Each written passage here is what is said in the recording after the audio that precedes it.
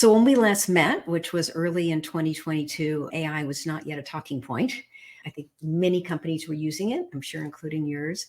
But we talked mostly about this multi-decade shift to digital and the acceleration brought on by the pandemic and sort of the heroic efforts, I'll say, of your team and many others to get us through that.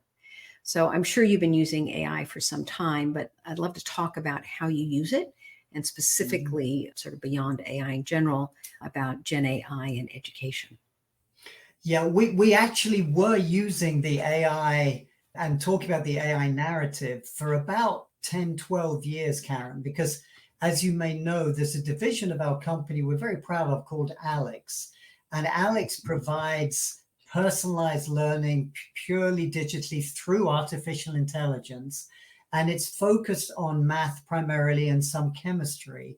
And we have been integrating that platform into our education process for the sciences, for math and chemistry particularly, for over a decade. So we have been very familiar with the value of AI and the real crux of allowing personalized learning. It means that you can have a math student who may be struggling in certain areas or may be advanced in certain areas. That individual, either by herself or with her teacher, can go through all of the components of the subject of mathematics and understand fully how they're progressing. And we can personalize the direction of the questions that we deliver based upon answers. And it gives us a very good flow of ability. We can track the students and we know that they improve their performance by using AI.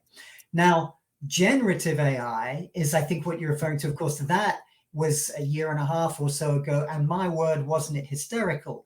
Now, you know as well enough at McGraw Hill to know that we don't believe in hysteria. What we do believe in is a very thoughtful, carefully orchestrated approach to using any new technology as a tool. And Gen AI is really another tool. There are many of them now in the technology skill sets for teachers. But we see Gen AI as another tool allowing teachers probably to save a significant amount of administration time. It allows us to create products, again, very thoughtfully, that will integrate more into the softer skills, not just math and science, but elements like reading and writing. How are students developing their reading writing skills? How are we embedding their learning as we think about taking them through different courses, again, in a very personalized way? Generative AI allows us to do that in a much more robust way than we ever could before. But again, let me emphasize, it's another tool. This is not something that we are rushing to market with. It's not something that's going to change the fundamentals of the teaching process, either for the student or for the teachers. We believe very firmly that we can use Gen AI to further actually the relationship we have with teachers and with institutions. It's very important we do both. And therefore enabling a bit more time for the teachers to spend with students on what's most important. Because we know over a century that the most important element of the teaching learning journey is the relationship with the student and the teacher. There's no technology tool that needs to change that. It's very important we never forget that that's a critical part of the learning journey.